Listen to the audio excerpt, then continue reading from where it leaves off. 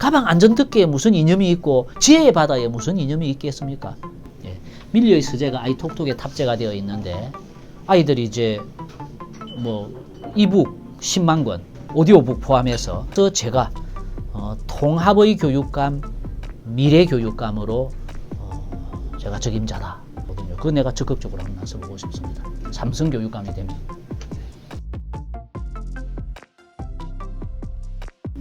뭐 서울공화국이라고 이야기하지 않습니까? 이 수도권 집중이 문제가 심각하다는 것을 이제 우리 국민들이 다 공감하고 있고, 지방을 살리기 위한 여러 가지 정책들을 펴고 있지 않습니까? 기업이, 서울에 있는 기업이 지방으로 내려가면 여러 가지 특혜를 주면서까지 이제 지방으로 균형 발전을 위해서 지방으로 내려보내는 특혜를 주면서까지 그런 정책을 펴는데, 교육 부분으로 가만히 치환을 해서 보면 여전히 서울공화국이라는 이야기를 들을 수밖에 없고, 그럼에도 불구하고 누구도, 대통령 후보조차도 교육에 있어서 지역 균형 발전 이런 것에 대한 정책적인 대안을 내놓고 있지는 않습니다. 나는 삼성 교육감이 되면 교육감 협의회 차원에서 교육의 어떤 지방 분권 또는 지역 균형 발전 이런 것에 대해서 국가적인 의제를 한번 만들고 싶습니다. 수도권에 비해서, 서울에 비해서 지방에서 공부를 하는 것이 불리하지 않도록, 오히려 지방에서 공부하는 아이들에게 더 큰 혜택이 주어진다고 하면 나는 수도권 집중을 완화하고 지역 균형 발전을 하는 데 있어서는 대단한 획기적인 정책 모티브가 만들어질 수 있다고 생각합니다. 지방에 특혜를 주는 것이, 다른 영역에서는 특혜를 주는 것이 당연하면서 왜 교육에서는 그런 것을 이끌어내지 못할까? 저는 충분히 명분도 있다고 생각하거든요. 지방에서 초중고등학교를 다니는 것이 대학 가는데 더 유리하게 만들어준다고 치면 서울공화국을 해소하는 데 있어서는 나는 결정적인 역할을 할 수 있다고 생각합니다. 그런 점에서 지금 계속 서울 중심으로 대학 입시 제도가 바뀌어가고 있습니다. 수능 비중이 높아지면 높아질수록 서울 아이들이 유리합니다. 통계로 나와 있습니다. 그렇다면 비단 수능의 비중을 높이고 낮추고 하는 그것은 하나의 어떤 방법이 될 수 있겠지만, 전체적으로 폭넓게 지방에서 초중고등학교를 다녀도 대학 가는데 불리하지 않도록, 오히려 더 유리하도록 정책을 펼 수 있는 것을 나는 충분히 주장할 어떤 국가적인 의제가 될 만한 요소라고 생각하거든요. 그거 내가 적극적으로 한번 나서보고 싶습니다. 삼성 교육감이 되면. 아이톡톡이라는 이 물건을 제대로 자리 잡게 하는 데 있어서 우리가 지금 현재 연구하고 있는 알고리즘, 이게 인공지능 기술자하고 교육과정 전문가가 협업을 통해서 아이들에게서 축적된 이 데이터에서 어떤 것을 끄집어내서 어떤 것을 찾아내서 선생님들한테 드리는 것이 아이들의 성장과 발전에 도움이 될 것인가라는, 그걸 지금 연구하고 있단 말입니다. 작년에 수학, 올해는 영어, 과학, 내년에 국어, 사회. 이게 선행 연구가 없다가 보니까 좀 연구가 조금씩 이제 지연이 되지만 재미있게 하고 있고, 이 아이톡톡이 자리를 제대로 잡게 하는 이것이 이것이 가장 중요한 공약이긴 한데, 지역을 쭉 다니면서 보니까 작지만 소중한 것이 있습니다. 작지만 소중한 그런 거 하나하나 챙기는 그런 교육감도 괜찮은 교육감이 되겠다 생각을 합니다. 작지만 소중한 거 대표적인 하나를 꼽자면 돌봄이, 학교 돌봄이 있고 마을 돌봄이 있지 않습니까? 학교 돌봄은 어느 정도 자리를 잡았다고 생각합니다. 마을 돌봄이 우리는 지금 행복마을 학교를 통해서 마을 돌봄을 하면서 방치된 곳이 있습니다. 지역 아동센터가 면지역 같은 데 가면 학교 하나에 지역 아동센터 하나 딱 이렇게 대칭이 되어 있거든요, 거기가. 근데 학교, 방과 후 학교하고 지역 아동센터하고가 네트워크가 잘 되어 있었습니다. 이 아이는 학교 돌봄보다는 마을 아동센터에서 데리고 가서 케어하고, 이 아이는 학교가 낫고, 이렇게 역할 분담을 해가면서 서로 이게 네트워크가 잘 되어 있었는데, 제도 규정이 바뀌면서, 상위법이 바뀌면서 이것을 주도하는 기관이 교육청에서 지자체로 바뀐 적이 있습니다. 지자체로 바뀌어버리면서 지자체에서 이 연계에 대한 이 부분을 그냥 놓아버린 거예요. 그래가지고 지금은 학교하고 지역아동센터의 네트워크가 깨져버렸습니다.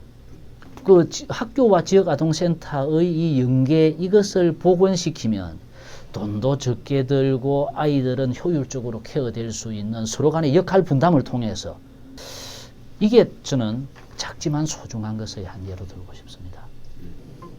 최근에 어디 학부모님들을 쭉 만나는 속에서 내가 한번 물어봤습니다. 학부모님, 박종훈 교육감 8년 뭐가 제일 잘한 것 같습니까? 라고 물었더니 촌지 없어졌잖아요.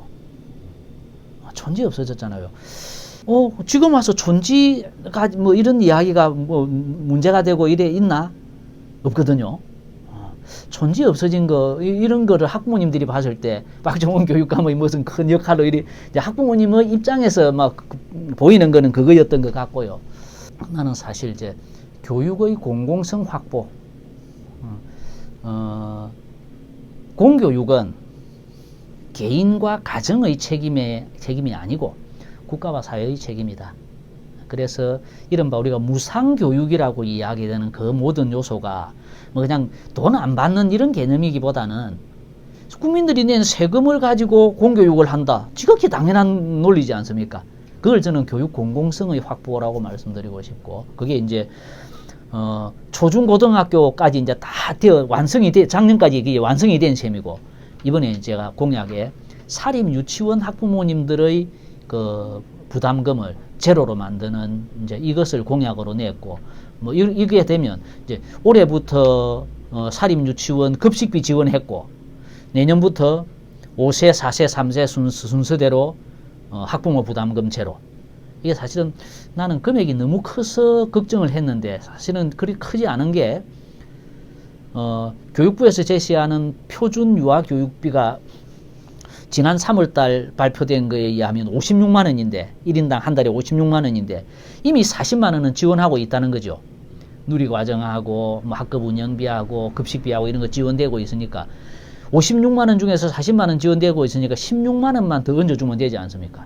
그것이 1년에 한 150억, 160억 정도 그렇게 해서 5세, 4세, 3세까지 완성되면 내년 후내년 2025년 3년, 4년, 5년 2025년부터 모든 사립 유치원까지 합해서 모든 유치원의 납입금은 제로가 되는 거죠.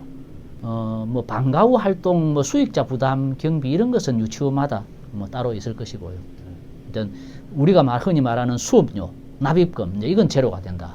그런 것입니다. 그런 교육의 공공성 확보, 저는 이것이 우리가 추진해왔던 방향, 거기다가 새로운 학교의 모델, 행복학교라는 새로운 학교의 모델을 제시하고 꾸준히 챙겨나왔던 것, 거기에는 그 안에는 수업 혁신이라는 것도 포함됩니다. 사실상 지금까지 우리의 수업이 교사의 강의 중심이었다면 이제는 학생의 학습 중심으로, 그렇게 돼야 학생부에, 생활기록부에 쓸 게 있죠.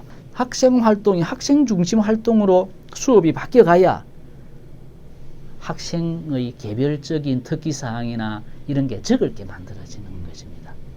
몇 년 전까지 그 수도권 지역의 대학 입학 사정관들이 저한테 경남의 학생부가 두꺼워지고 있습니다 그랬거든요.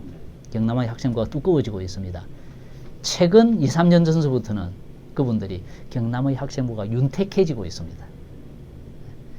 이제 양이 많아지는 것도 물론 의미가 없는 건 아니지만, 이제는 그 양을 가지고 이야기하는 게 아니고 내용이 충실해지고 있다는 이야기를 제가 듣고 있습니다. 뭐 최근의 일일 수밖에 없습니다만, 코로나 때문에 제가 다양한 학생 활동이나 이런 것을 하지 못하고 최근 뭐 2년 반, 3년 가까이 이렇게 이제 이 학생들이 너무 이렇게 갇혀서 지내는, 마스크 쓰고 지내는, 친구하고 대화도 못하고 살아야 되는 이런 것을 바라보면서 이제 임기 4년 중에 반 이상이 그렇게 지나가 버리는 데 대해서는 그게 가장 아쉽죠. 2015 개정교육 과정의 핵심은 창의 융합형 인간의 육성입니다. 근데 2022 개정교육 과정의 핵심 키워드는 학생의 개별성 발현이거든요. 지금까지의 교육은 어떻게 보면 생산으로 치면 대량 생산 교육이었거든요. 기업에서 필요로 하는 생산 요소, 노동력을 최대한 공급하는 것이었기 때문에. 그런데 미래 교육은 학생들의 그 한 명 한 명의 개별성을 발현시켜서 극대화시켜주는 여러 줄로 줄을 세우는 한 줄로가 아니고 여러 줄로 줄을 세우는 지금은 모두가 1등이 되는 그게 개별성의 발현이거든요. 이렇게 미래 교육은 구체적으로 학생의 개별성 발현이라고 이야기해도 됩니다. 그러면 교육은 개별성 발현을 하는데 가장 유리한 환경을 만들어주는 거겠죠. 그거 저는 아이톡톡이라고 생각합니다. 아이톡톡의 핵심은 원격 수업, 단순히 수업하는 도구는 5%밖에 안 되는 것이고, 아이톡톡의 핵심은 인공지능이 아이들이 축적한 데이터에 들어가서 개별성을 찾아내고, 인공지능이 찾아낸 개별성의 바탕에서 그 아이에게 최적화된 학습 방법을 제시하는 이게 개별성의 발현이죠. 이건 추상적이지 않고 대단히 구체적인 작업이 곧 벌어질 겁니다. 문제는 아직까지 데이터의 축적이 데이터라는 것이 일주일 축적돼도 데이터지만 의미성이 좀 낮죠. 그런데 전문가들은 대체로 현재의 추세로 가면 3년 정도 데이터가 축적이 되었을 때 가장 유의미한 데이터 축적이다라고 이야기를 합니다. 그래서 우리가 맛배기 정도로 톡톡 자작, 아이들 글쓰기 지도하는 그런 그 프로그램, 그 다음에 톡톡 수학, 수학에서 좀 초보적인 아이에게 문제를 3개를 던져주고 그 문제를 해결하면은 또 그에 관련된 이 아이의 패턴을 분석해서 또 새로운 문제를 제시하고 하는 이런 톡톡 수학이 초보적인 인공지능 작업을 보여주고 있습니다. 어떤 것을 찾아내서 선생님에게 드리는 것이 아이들의 성장과 발전에 도움이 될 것인가 하는 이거 찾는 이 과정이 지금 진행이 되고 있는 거죠. 전문가들도 얼마만큼 교실이 바뀔 것이다. 이 아이톡톡을 통해서 얼마만큼 바뀔 것이다라고 자기들도 궁금할 정도로 분명히 뭔가 획기적인 변화는 있는데 뭔가 자기들도 엄청난 기대가 된다는 이야기를 하고 있는 게 현실입니다. 저 도서 지역의 교육 문화 격차 이거 참 현실은 저는 인정해야 된다고 생각하는데 그러나 그 속에서 그 어떤 격차를 줄이기 위한 노력은 우리 교육청이 해야 될 가장 소중한 저는 과제라고 생각하고 그 어떤 방법에 있어서 최근 코로나 덕분에 그 방법이 상당히 많이 개선된 게 있죠. 원격 수업이라고 하는 온라인 강좌라고 하는 이 제도는 뉴욕에 있는 사람하고도 실시간으로 그 온라인 강좌가 이루어질 수 있으니까요. 우리 옛날에 한 3년 전까지만 해도 온라인 수업하는데 가보면 수업이 뚝뚝 끊어지고 선생님이 말하고 들리는 거는 한 2초 뒤에 들리고 막 불편했거든요. 지금 그런 거 거의 완벽하게 해소됐지 않습니까? 그래서 저는 코로나 덕분에 이 온라인 강좌, 우리 아이톡톡에 있는 온라인 강좌를 포함해서 줌도 있고요. 다양한 이 온라인 강좌를 통해서 상당 부분 그 격차를 해소하는데 큰 도움이 될 수는 있다. 그러나 그것이 완벽한 그 해소 방법이라고 볼 수는 없겠지만 우리 아이톡톡에 밀리의 서재라고 이북을 10만 권 이상 보유하고 있는 밀리의 서재가 아이톡톡에 탑재가 되어 있는데 아이들이 이제 이북 10만 권 오디오북 포함해서 이걸 마음껏 읽을 수 있는 인공지능 빅데이터를 활용한 인공지능 이건 미래 교육에서 우리가 피해갈 수 없는 그건 비껴갈 수 없는 거부할 수 없는 이미 정해져 있는 통로라 경로라고 생각합니다. 거기에 아이톡톡이라는 플랫폼이 있어야 하고 그 플랫폼은 다른 그 일반적인 프로그램하고 다른 것이 데이터가 우리 교육청 소유로 축적이 되는 플랫폼. 거기다가 데이터를 좀 더 원활하게 효율적으로 축적하기 위해서 스마트 단말기를 보급을 했고 그래서 이 두 가지 도구를 활용해서 좀 더 빠른 시간 안에 우리 아이들의 소중한 데이터를 축적하고 그것을 이제 학생의 개별성을 찾고 맞춤형 학습으로 나아가는 것이 우리의 목표인데, 플랫폼이 일단 플랫폼이 만들어지고 나니까 이 확장성이 무궁무진하더라는 거죠. 밀려의 서재 같은 것을 만약에 우리 이 플랫폼이 없었다고 치면 아이들 모든 학생들이 다 그 밀려의 서재에 가입해가지고 그 회원으로 가입을 하고 막 그렇게 해야 되는 문제가 있는데, 지금은 그냥 딱 아이톡톡에 그냥 앱만 하나 딱 얻는 것으로서 그냥 모든 학생들이 활용할 수 있는. 작년에 교육부에서 코로나 교육 회복 지원금이 많이 내려왔는데, 다른 시도 교육청은 그냥 오프라인으로 아이들 보충 수업하는 거 그것밖에 안 썼거든요. 그런데 우리는 온라인 누리교실 그런 거를 딱 만들어 놨고 하니까 교사들이 1000명이 작년 11월 달에 초등교사 1000명이 참여하고 학생이 2만 명 이상 참여하는 온라인 강좌의 장점이 대단하다는 것을 내가 확인했습니다. 물론 거기는 실시간 원격 수업도 있고 콘텐츠 제시형 수업도 있고 다양한 형태였는데, 만약에 그 아이톡톡 없었으면 그런 강좌는 애초에 불가능한 거죠. 참 우리나라가 남북 분단, 동서 갈등, 세대 갈등, 최근에는 대선을 통해서 남녀 갈등까지 이 막 참 지나치게 이렇게 갈등 요소를 많이 양산해내는 데 대해서 저는 대단히 불편합니다. 교육에 있어서도 뭐 중도 보수니 뭐 진보니 이런 것을 가지고 갈라치기를 하는 것 자체가 너무 싫습니다. 그래서 저는 보수와 중도와 진보를 아우르는 통합교육감이 되고 싶습니다 라고 이야기를 해요. 제가 내세우고 제가 시행하고 있는 교육정책 중에 이것은 진보적인 정책이다, 이것은 보수적인 정책이다, 이런 것을 구별할 수 있는 정책이라는 게 과연 얼마나 있을까? 저는 제가 개인적으로는 좀 진보적인 가치를 가지고 있는 사람 맞습니다. 그러나 내가 교육감이 되기 위해서 진보의 가치만, 진보 진영 사람들만 제 표를 받아가지고 당선될 수 있습니까? 중도도 보수도 저를 지지하는 사람 많거든요.